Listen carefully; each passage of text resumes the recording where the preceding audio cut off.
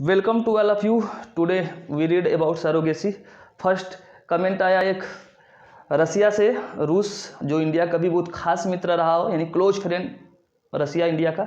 Comment है कि best of luck and bless you Irina Grezna. Then I reply him ओचेन स्पासिवो। ओचेन स्पासिवो मीन्स इन रसियन में बोलते हैं इसे कि वेरी वेरी धन्यवाद। तो रसियन है, she is belong from Russian. She many times come in India. I know him. I know him from many times, long times. So that now we come next chapter. लेकिन उससे पहले एक बात कि बहुत लोग अब पढ़ाई में मन नहीं लगा रहे हैं। और एक अनीता सिंह है, उसका कमेंट था कि वेरी गुड सर, तो उसको भी धन्यवाद जिन लोगों ने वीडियो पे कमेंट किया है और जो लोग जुड़े हैं बहुत तेज़ी से, जो ये सब सब्सक्राइबर बढ़ रहे हैं, तो उन सभी का भी धन्यवाद। जो लोग सब्सक्राइबर जो लोग बढ़ाने में मदद कर रहे हैं और जो लोग जुड़ रहे हैं उनको भी धन्यवाद। तो चलिए बात कर लेते हैं। थोड़ा सा ठंडी का समय आ रहा है इंडिया में। In India now start the winter season. जैसे रसिया में तो हमेशा ठंडी रहता है, बट हमारे इंडिया में गर्मी का मौसम था, तो अब ठंडी का सुहाना मौसम है। लेकिन इंडिया में कुछ लोगों के खून अब ठंडे पड़ रहे हैं, पढ़ाई लिखाई बंद होती जा रही है। तो मैं उन्हें कहना चाहूँगा कि यूं ही नहीं मिलती राही को मंजिल, एक जुनून सा दिल में जगाना पड़ता है। यूं ही नहीं मिलती राही को मंजिल, एक जुनून सा दिल में जगाना पड़ता है। कैसे बना आशियाना, जब मैंने पूछा परिंदों से तो उन्होंने बोला भरनी पड़ती है उड़ान और तिनका तिनका उठाना पड़ता है।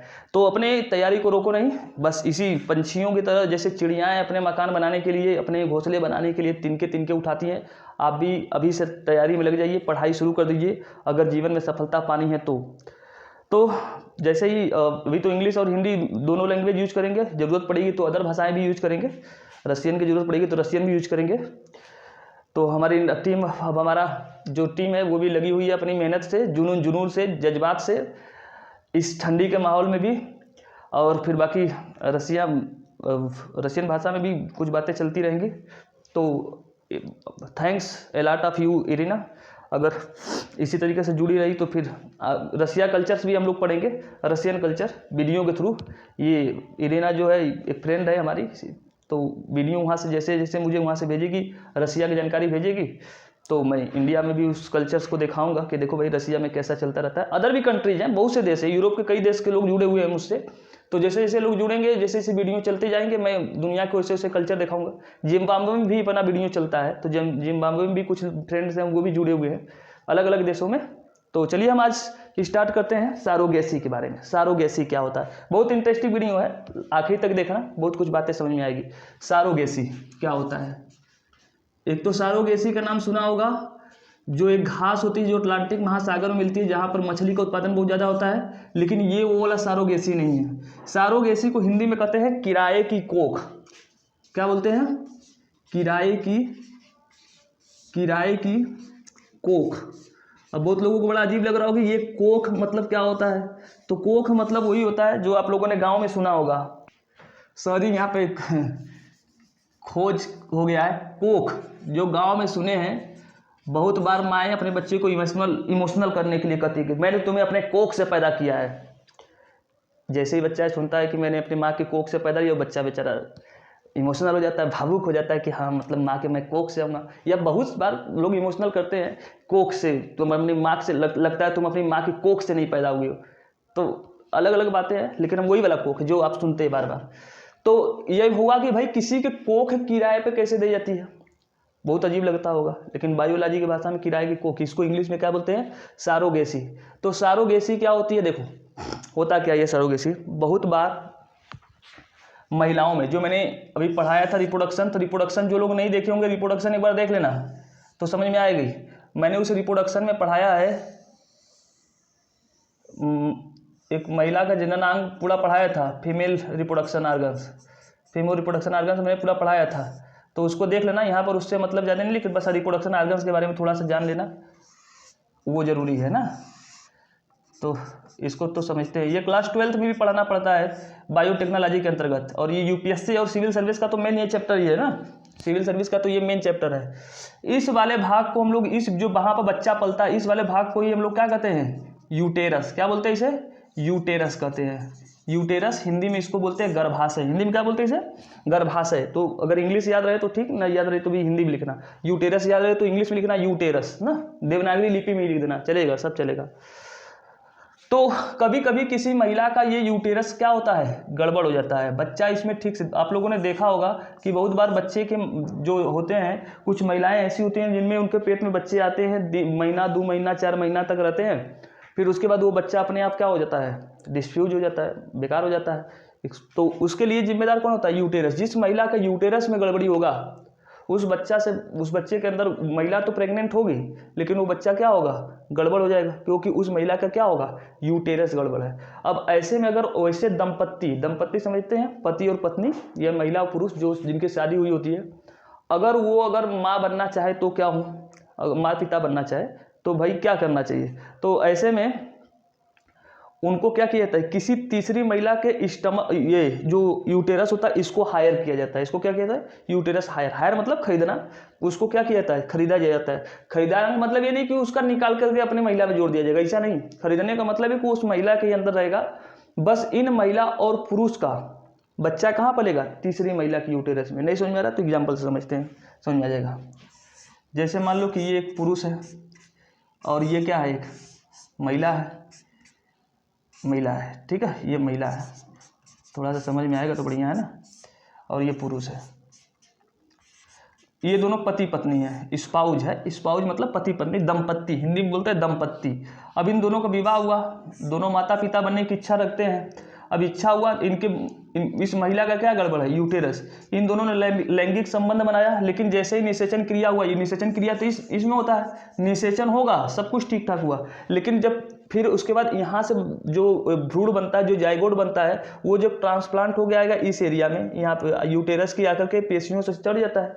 जब सटेगा तो वो बच्चा क्या हो जाता है, डिफ्यूज हो जाता है। अगर यूटेरस गड़बड़ रहा तो बच्चा क्या होगा, बेकार हो जाएगा, मिस केयर हो जाएगा।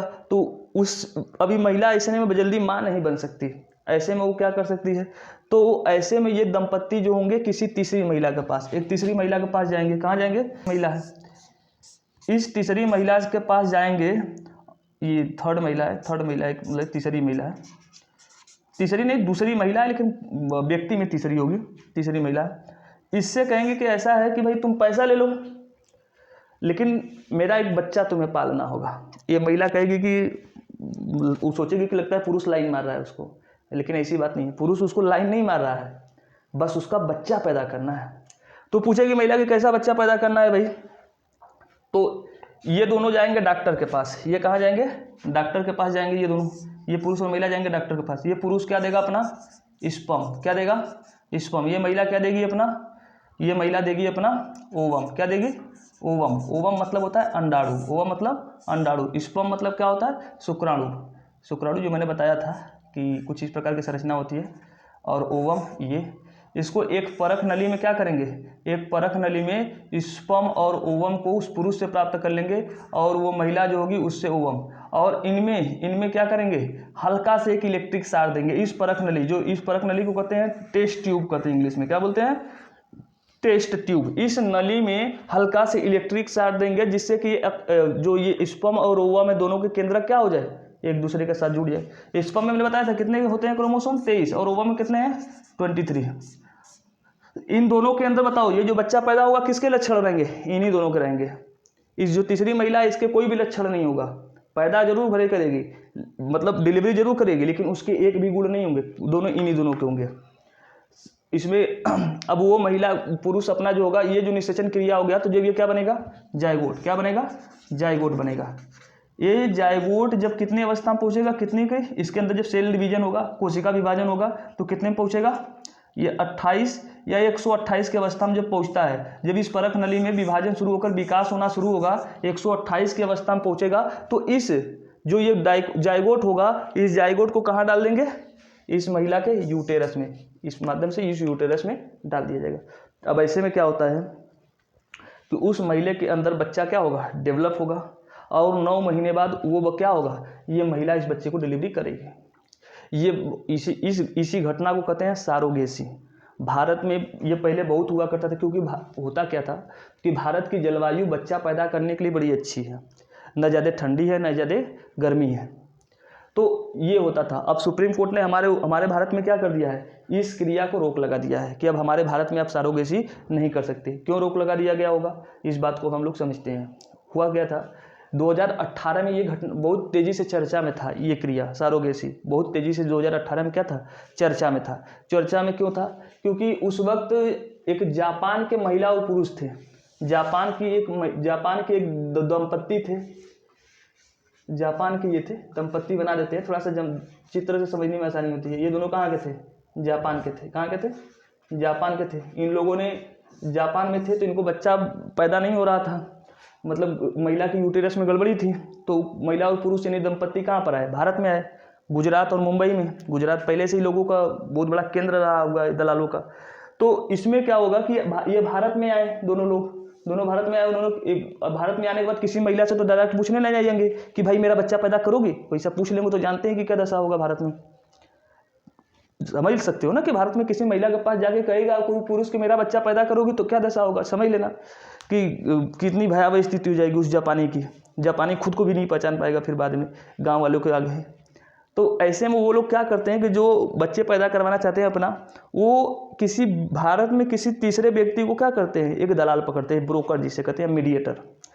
अब वो मीडिएटर से कहेंगे कि भाई मुझे इंडिया में कोई ऐसी महिला ढूंढो जो बच्चे को पैदा कर सके। तो वो जो मीडिएटर होते हैं इन जापानी से कहेंगे कि हाँ मिल जाएगी, लेकिन कितने चाहिए, 20 लाख चाहिए। कितने चाहिए, 20 लाख। अब ये 20 लाख उनके लिए तो छोटी बात है, विकसित देशों के लिए, यूरोप वासियों के लिए या जापान के लिए, उनके लिए तो छोटी बात है क्योंकि उनके मुद्रे भी महंगे हैं। अब वो भारत में 20 लाख रुपये लेने के बाद वो दलाल क्या करेगा, आएगा भारत में, एक महिला पकड़ेगा, ये मान लेते एक महिला है। अब वो महिला के पास जाएगा और कहेगा कि भाई तुम्हें मैं 2 लाख रुपए दूंगा, एक बच्चा पैदा करोगी। महिला कहेगी कि कैसा बच्चा, तो पूरे मामला को समझाएगा कि देखो तुम्हें करना कुछ नहीं है, बस एक दंपत्ति मामले को समझाएगा, समझाने के बाद बस उसका बच्चा तुम्हें पैदा करना है। तो महिला कहेगी कि ठीक है, लेकिन मुझे कितना मिलेगा, कहेगी कि 2 लाख। ये दलाल कहेगा 2 लाख। महिला, क्योंकि भारत में बहुत गरीबी है, गरीबी इतनी ज़्यादा है कि वो सोच रही है कि बेचारा मतलब मुझे कुछ करना नहीं है, मुझे 2 लाख रुपया मिल रहा है, 9 महीने बाद फिर तो फ्री हो ही जाना है और पैसा भी मिल रहा है, और जब तक पेट में बच्चा रहेगा तब तक उसकी बड़ी अच्छे से खातिरदारी होगी। जो चीज़ें कभी देखने को नहीं मिला होगा अब वो खाने को मिलेंगे। जैसा बिस्तर कभी सोने को नहीं मिला होगा वैसा बिस्तर, अब वैसा मकान उसको सोने के लिए मिलेगा। मतलब पूरी सुख सुविधाएं उसे दी जाएगी। लेकिन ऐसे में क्या होता है कि अगर जो महिला है, इस महिला का क्या होगा, शोषण होगा। इस महिला का क्या होगा, शोषण। उसके शरीर में तरह तरह, इतना जान लेना कि जब एक बच्चा पैदा होता है फिर उसके बाद दूसरा बच्चा, जब मतलब बच्चा पैदा होना का मतलब एक महिला का दूसरा जन्म होता है। दूसरा जन्म का मतलब उसके शरीर में बहुत बड़े बड़े बदलाव आते हैं, पूरी शारीरिक संरचना क्या होती है, परिवर्तित हो जाती होगी। तुम लोगों ने खुद देखा होगा अपने गाँव में या कहीं आसपास कहीं पर भी देखा होगा, किसी महिला को अगर एक बच्चा पैदा होता है तो उसके शरीर में कितने बड़े बदलाव होते हैं, बहुत बड़े। अब इसमें क्या होता है कि जितने भी अमीर व्यक्ति हैं वो अपने बीवी से बच्चा पैदा नहीं करवाते हैं, क्योंकि चाहे सोचते हैं कि कहीं इससे हमारी बीवी का फिगर ना खराब हो जाए। फिगर समझ लो, स्ट्रक्चर के गड़बड़ में। जैसे शाहरुख खान साहब भी एक बार थे इसी प्रकार से, वो अपने बीवी से बच्चा नहीं पैदा करवाना चाहते थे। मतलब अमीर व्यक्ति गरीबों का शोषण कर लेंगे ऐसे, तो भाई पैसे के आधार पर किसी भी महिला का आप यूटेरस खरीद के, इसलिए तो हम आते हैं इस मामले पे। तो इस जापान की महिला पुरुष भारत में आए, एक महिला को हायर किया। अब ये जैसे इसके पेट में बच्चा, ये 6 महीना का हुआ, ये दंपत्ति का आपस में झगड़ा हो गया, ये भाग गए दोनों जापान। दोनों कहाँ भाग गए, जापान भाग गया। अब इसमें समस्या में फंस गई कौन, ये महिला। और हमारे सुप्रीम कोर्ट, हमारे यहाँ नियम ये है कि जब भी कोई बच्चा गर्भ में रहेगा, अगर वो 20 सप्ताह, अभी अब बदल के नियम 24 सप्ताह किया गया, पहले ये था कि 20 सप्ताह से ऊपर अगर बच्चा किसी के गर्भ में है तो आप अबॉर्शन नहीं करवा सकते। अभी इसके पेट में बच्चा 6 महीने का है, 6 महीना 6 चौका 24, एक सप्ताह में अगर 4 सप्ताह मान लेते हैं एक महीना में, तो 6 चौका 24, 25 सप्ताह हो गया। तो अब वो महिला क्या करे बेचारी, तो गरीब खुद ही थी, 2 लाख रुपये भले मिला, अब वो 2 लाख रुपये लेके क्या करेगी, और ये बच्चे का क्या करेगी, मीडिएटर भी भाग गया, पता भी नहीं चला उसका। अब ऐसे में ये महिला को समस्या थी कि बच्चा पैदा करे कि न करे, दोनों तो भाग गए।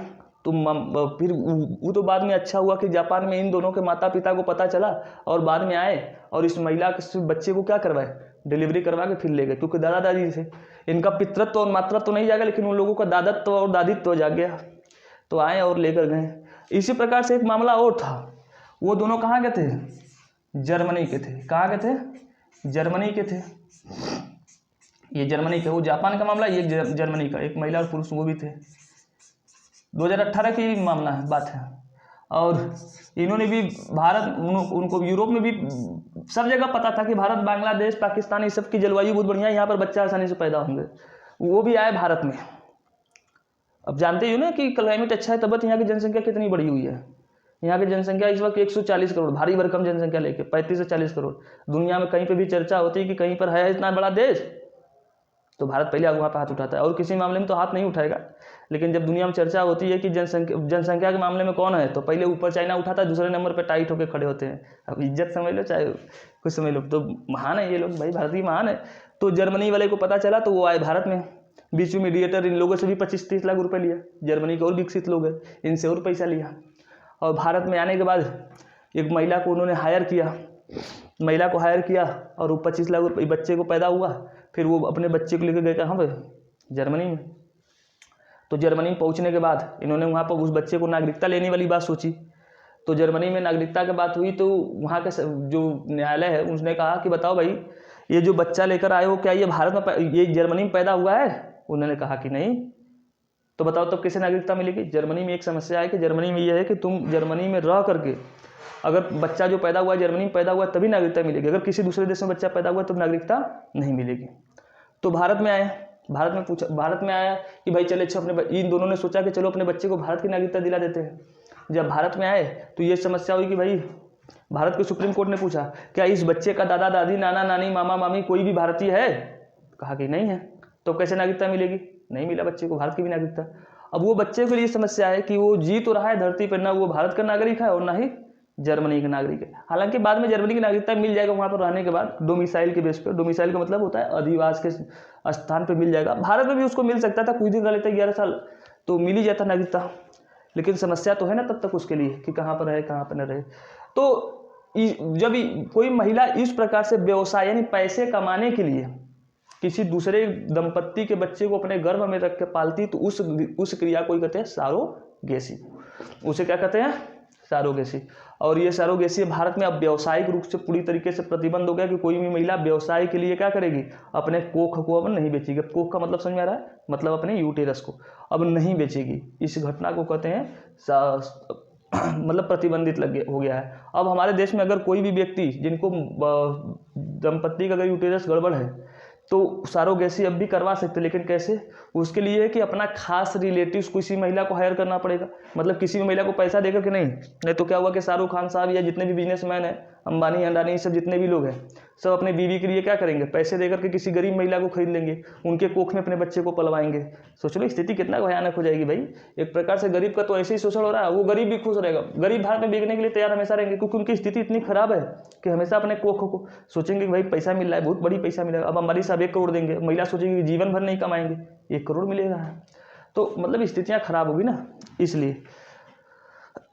तो अब हमारे लिए एक सवाल हम आप लोगों से कर रहे हैं कि क्या सरोगेसी सही है? सरोगेसी सही है? तो अब मैं तो अपना राय दे रहा हूँ कि नहीं, ये सरोगेसी बहुत खराब है। तुम सोचो कि हमारे देश की जनसंख्या ऑलरेडी 135 करोड़ है। ये जो दंपत्ति बच्चे पैदा करने की चाह रख रहे हैं, इनको ये शिक्षा देनी चाहिए कि भाई किसी जो अनाथ आश्रम के जो बच्चे हैं उनके बच्चे को क्या करेंगे, गोद ले। एक बार ये यूपीएससी मेंस में पूछा था, मैं इसलिए बता रहा हूँ कि क्या ये गोद में मतलब इनको अपना बच्चा पैदा कर, यूपीएससी मतलब समझते हो ना, आईएएस के एग्जाम में पूछा था। तो उसमें था कि क्या भारत में सरोगेसी को बढ़ावा देना चाहिए? तो नहीं, सरोगेसी को बढ़ावा नहीं देना चाहिए, बल्कि ऐसे दंपत्ति जो चाह रखते हैं बच्चा पैदा करने के लिए, उनको इस बात की दिलासा दी जानी चाहिए या उनको समझाना चाहिए कि देखिए भाई, आप बहुत बड़े ऐतिहासिक घराने से, किसी ऐसे घराने से तो नहीं है कि आपका जो बच्चा पैदा होगा वो बहुत बड़ा महाराणा प्रताप सिंह होगा या बहुत बड़ा तीसमार खान पैदा होगा। आप किसी अनाथ आश्रम से किसी बच्चे को गोद ले सकते हैं। ऑलरेडी जनसंख्या इतनी भारी भरकम है देश की, तो अब जनसंख्या बढ़ाने से अच्छा है कि गोद लेकर के क्या करें। लेकिन भारतीय हैं, भारतीयों को लगता है कि हम ही महान है तो हमारा बच्चा बहुत महान बनेगा, दीप जलाएगा, कुलदीप पैदा करेंगे बहुत बड़ा, तो भारतीयों के लिए है। अब ये कुछ बातें है, इस बात को याद रखना। तो हमने एक चीज़ इसमें छोड़ दिया था, सरोगेसी तो क्या है, तो मैंने बताया कि अगर आपका कोई खास रिलेटिव्स हो तो वो भी 2 डॉक्टर बताएंगे, लिख करके देंगे कि इस महिला की यूटेरस गड़बड़ है, इसलिए ये दंपत्ति आप अपना किसी दूसरे महिला के गर्भ में अपना बच्चा पैदा कर रहे हैं, वो 2 डॉक्टर लिख के देंगे। तब किसी तीसरी महिला का तुम स्टमक को, यूटेरस को क्या कर सकते हो, हायर कर सकते हो, नहीं तो तुम ये हक नहीं है। अब ऐसा कोई करते हुए पकड़ा जाएगा तो फिर सजा है। सुप्रीम कोर्ट ने हाल ही में आदेश दिया और इस पर कानून भी बन चुका है ना। तो बात को याद रखना, सरोगेसी। और अब वीडियो को हम ख़त्म करेंगे। तो इसको रशियन भाषा में जैसे कहेंगे बाय, बाय को कहते हैं दास्विदानिया, क्या बोलेंगे, दास्विदानिया, या कहेंगे इज्राष्ट्रबुइची। इन शब्दों के साथ खत्म है। और हाँ, एक बात याद रखना, कल हम वीडियो लेकर आएंगे एक, जो इतिहास के पन्नों से हमने एक वीडियो लेकर आया था, इतिहास के पन्नों में प्लासी के युद्ध पढ़ाए थे। अब कल लेके आएंगे इतिहास के पन्नों में कबीरा को, और हम लोग पढ़ेंगे कबीरा के बारे में, जानेंगे कबीरा आखिर महान क्यों है, या कबीरा के पीछे कहानी क्या है। कबीरा, वही कबीर दास को कबीरा कहते हैं।